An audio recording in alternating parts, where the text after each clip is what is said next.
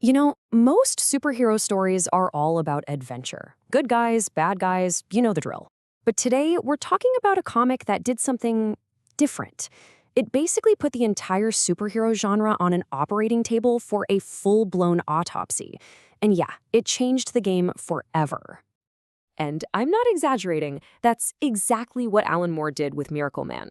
He dug up this old, forgotten hero and just completely twisted his story into this deep and, frankly, terrifying look at what really happens when a man stops being a man and actually becomes a god. So the big question is, how did he pull it off? How do you even begin to put the entire superhero dream under the knife and dissect it like that? Well, that's what we're here to do. We're going to break down this whole superhero autopsy, piece by piece. See, Moore's whole project was this really deliberate three-act deconstruction. Think of it like this. Act 1, he completely dismantles the myth. Act 2, he rebuilds the hero from the ground up, but on this chilling philosophical foundation. And then Act 3, he delivers this absolutely brutal critique of what happens when the hero actually wins. Okay, so let's dive into Act 1. It's all about death. See, before Moore could build his new terrifying god, he first had to just systematically demolish the old innocent one. And how do you do that? Well, he gets clever. He actually reaches back into the past. He sets up this baseline of, good old-fashioned wholesome heroism, using the original 1950s comics from the character's creator, Mick Anglo. He even drops in an actual sequence from 1956, drawn by Anglo himself. All Moore did was tweak the dialogue a little bit to hint at the darkness to come. So he builds up this perfect, charming myth just so he can burn it all to the ground. And I mean, the demolition was total. This wasn't just a simple tweak to the origin story. Moore literally weaponized the retcon. That charming old story about a mystical scientist? Gone. Replaced with a dark, secret military experiment. Those fun, heroic adventures? All fake. Just fabricated memories, simulations pumped into his brain. And the magic word, Kamada? Yeah, not so magic. Turns out, it's just a cold, clinical, post-hypnotic trigger designed to unleash a superweapon. So you see, this wasn't just cleaning up old continuity. No way. Moore was performing a death of God right there on the page. He was killing that innocent superhero myth to show us the cold, scientific, and honestly deeply traumatic truth that was hiding underneath it all. With the old god dead, the stage was set for something new. And that, of course, brings us to Act 2. The old myth is shattered into a million pieces. So now Moore starts to rebuild the hero. But this time, he's using a very specific philosophical blueprint, one drawn directly from the work of Friedrich Nietzsche. So the real origin? No wizard, no magic. It was a top-secret military program, and its name is everything. It was called Project Zarathustra. And honestly, that name is the Rosetta Stone for the entire story. Because you realize the scientists running this thing, they weren't trying to build a better soldier. They were trying to engineer a god. Yeah, Zarathustra is a direct nod to Nietzsche's big idea, the Übermensch, or the Overman.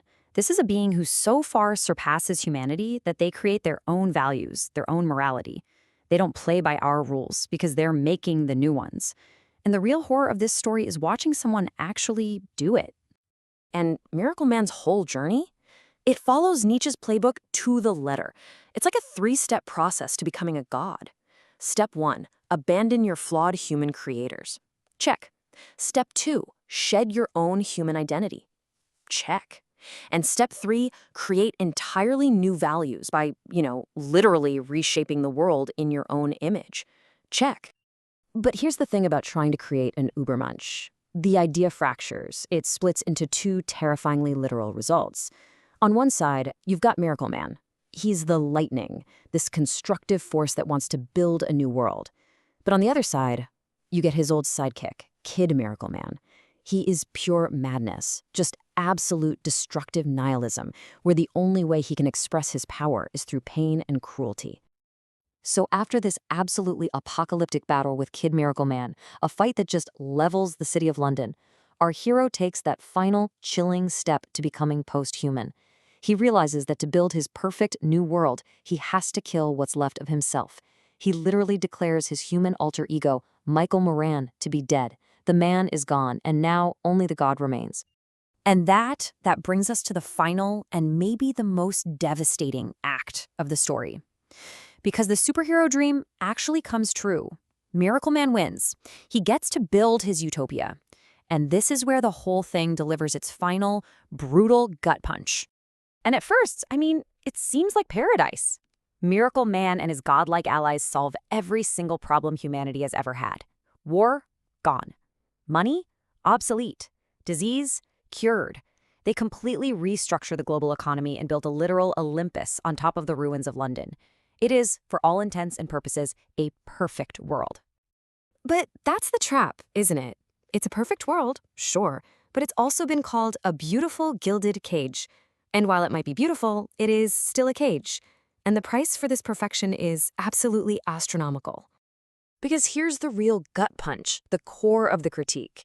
Humanity didn't ask for any of this. We had no say in the matter. This utopia wasn't something we built. It was a gift forced on us by an all-powerful, totally distant God. Miracleman becomes a benevolent dictator. He solves all our problems, sure, but in the process, he takes away our agency, our freedom to choose, to fail, to be human. And that's where we get to the final philosophical cost of it all. What happens to us when the struggle, the fight for a better world, is finally over? Think about it. The very philosophy of this story is built on. Nietzsche's philosophy argues that our meaning, our purpose as human beings, comes from the struggle. It comes from the painful, difficult process of overcoming obstacles. So by ending all human struggle, Miracleman, the god, he also took away our purpose. And that is the story's final, haunting question. The autopsy concludes that the superhero's ultimate triumph might just be humanity's ultimate defeat. It leaves you wondering, what part of us do we lose when the fight for a better world is finally, truly over?